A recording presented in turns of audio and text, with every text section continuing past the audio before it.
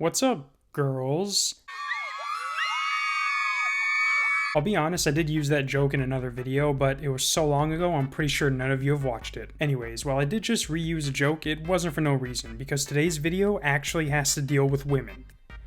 Sorta. So in the past week or so, I've seen a bunch of females that I follow on Instagram post this picture. Sex trafficking is at an all-time high. Here are some safety tips. Now, because you rarely hear in the news about boys in their 20s being sex trafficked, I didn't really care. I mean, I care that sex trafficking is bad, but this post didn't pertain to me in specific, so I didn't really care. But I would say after about the 5th time of me seeing this, I'm like, you know what? F it. I'll read these tips just in case any homosexual sex trafficker wants to sell my meats. And let me tell you, these tips have got to be the most hilarious things I have ever read. Even more so because they're supposedly written by a cop. Now, before I get into this, I just want to say I am not making fun of sex trafficking. Just like a majority of the world, I think it's bad. Sex? That's just fine, but when you add the word trafficking to it, I start to gag a little bit.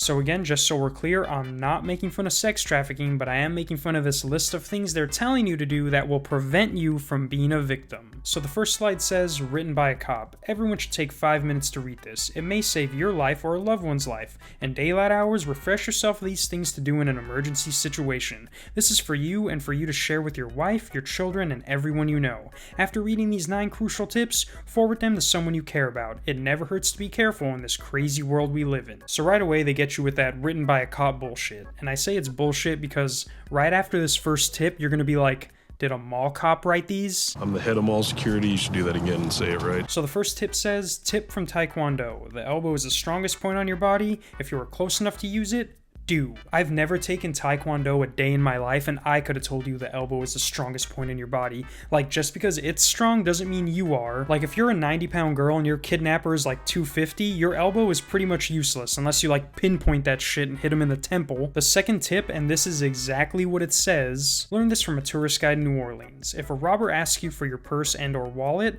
do not hand it to him. Toss it away from you. Chances are he'll be more interested in your wallet and or purse than you, and he will go after the wallet/purse, run like mad in the other direction. Now, first off, you learn this from a tourist guide in New Orleans and not from being a police officer. And tell me this, genius cop who wrote these, what the fuck is the difference between giving him your wallet right away and throwing it away from you? Why would I not just give him my wallet right away? I'm pretty sure throwing it away from me is gonna make him even more mad than he probably already is. Like, whether or not you throw your purse away from you, the end result is he's gonna get your shit. The third tip says, if you were ever thrown into the trunk of a car, kick out the back taillights and stick your arm out of the hole and start waving like crazy. The driver won't see you, but everyone else will.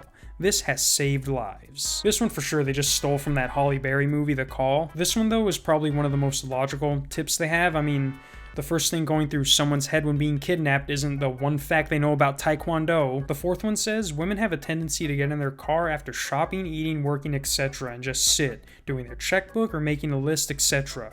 Don't do this. The predator will be watching you, and this is a perfect opportunity for him to get in your car on the passenger side, put a gun to your head, and tell you where to go. As soon as you get in your car, lock the doors and leave. I like how they couldn't come up with anything else women do in their car but do a checkbook or make a list. Like, really? When have you seen a woman make a list in her car? What is she, f***ing Santa Claus? And I also like how they instantly go to the gun to the head assumption, like, yeah, maybe, but what are these women making lists in dark alleys with their doors unlocked? I mean, I'm a dude and I lock my doors when I get into my car, not because of fear getting kidnapped, but that's just like common sense. The tip should say lock your doors when you leave your car, because dude could just be waiting in the back seat, and then what? Those locked doors are as good as f***. So we're still on number 4, but now this is what to do if the guy successfully gets in your car with a gun. If someone is in your car with a gun to your head, do not drive off. Repeat. Do not drive off. Instead, gun the engine and speed into anything wrecking the car. Your airbag will save you. If the person is in the back seat, they will get the worst of it. As soon as the car crashes, bail out and run. It is better than having find your body in a remote location. Alright ladies, you heard them. Don't drive off. Drive off into an object, you feel me? Like, has this cop ever been in a car crash? Because if you think the guy's gonna get more injured than you, then fuck it, drive off a bridge, dog. The airbag is gonna save your life, apparently. And I like how they assume that you're just gonna be fine after the crash and be able to run away as if the collision magically knocked out your kidnapper and left you unharmed. Guaranteed he's gonna be like, what the fuck was that? And then just shoot you for being an idiot. Number 5, and this one has A, B, and C, but it says, a few notes about getting into your car in a parking lot or parking garage. Alright, let's see what wisdom this cop has to offer us. A. Be aware. Look around you, look into your car, at the passenger side floor, and in the back seat. Alright. Seems reasonable. B. If you are parked next to a big van, enter your car from the passenger door. Most serial killers attack their victim by pulling them into their vans while the women are attempting to get in their cars. Okay, I thought this was about sex trafficking. Now I gotta be worried about serial killers with vans parking next to me. C. Look at the car parked on the driver's side of your vehicle and the passenger side. If a male is sitting alone in the seat nearest to your car, you may want to walk back into the mall or work and get a guard/policeman to walk you back out. It's always better to be safe than sorry and better paranoid than dead. Again, this is about sex trafficking. You can't traffic a dead body, you f***ing idiot.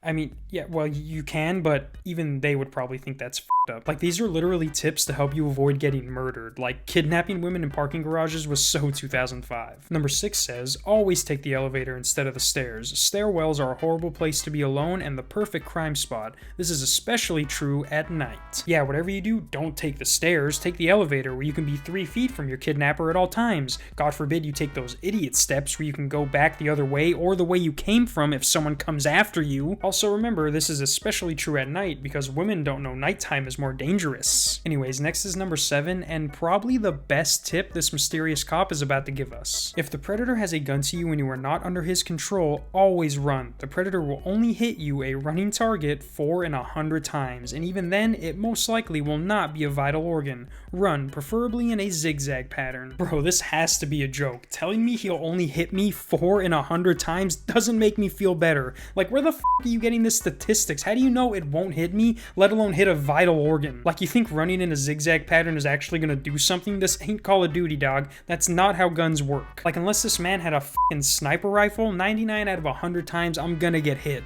Like, that statistic is so stupid. That literally means you have a 96% chance of dodging his bullets like Neo in the f***ing Matrix. The second to last one says, as women, we are always trying to be sympathetic. Stop. It may get you or killed. Ted Bundy, the serial killer, was a good-looking, well-educated man who always played on the sympathies of unsuspecting women. He walked with a cane or a limp, or often asked for help into his vehicles or with his vehicle, which is when he abducted his next victim. What is this? No, there's no way a cop wrote this. This is literally a description of just what Ted Bundy did. Literally everyone knows that already, and not even because of history. They got Zac Efron to play him. Every girl over 10 knows who Ted Bundy is. Like, this is a known fact. Knowing this is about as much help as your elbow advice. The last one they have, and this one's kind of long, but it starts off with another safety point. Someone just told me that her friend heard a crying baby on her porch the night before last, and she called the police because it was late and she thought it was weird. The police told her, whatever you do, do not open the door. Okay, yeah, that's common sense. How the f*** a baby gonna get on your porch at night? Any person over 12 would know that isn't just a baby, if one at all. Then the lady said it sounded like the baby had crawled near a window, and she was worried that it would crawl into the street and get run over. The policeman said, we already have a unit on the way. Whatever you do, do not open the door. He told her that they think a serial killer has a baby's cry recorded and uses it to coax women out of their homes thinking someone dropped off a baby. He said that they have not verified it yet, but have several calls by women saying they hear baby cries outside their doors when they're home alone at night. So while this does seem valid, I will point out that it says twice the policeman said, and if you've ever called 911, you know you never talk to the police. It's always a dispatcher. But you know, I wouldn't expect the cop who wrote this to know that small detail. Please pass this on, and do not open the door for a crying baby. This email should probably be taken seriously because the crying baby theory was mentioned on America's Most Wanted this past Saturday when they profiled a serial killer in Louisiana.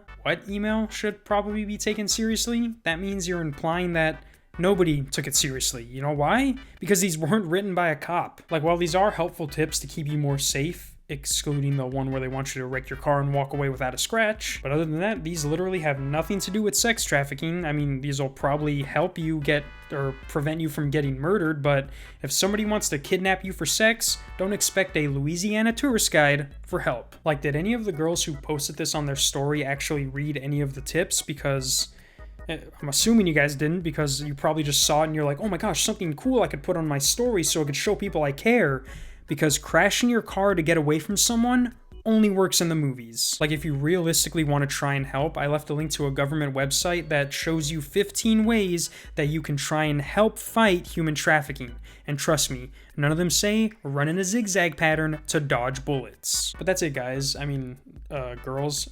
First of all, Pulp Magazine for posting this and acting like it's gonna help, but what do they care? They've literally gained tens of thousands of followers from it. But second, it's Cassie Nunez, or whatever her name is, the CEO of Pulp Magazine. She probably wrote these herself.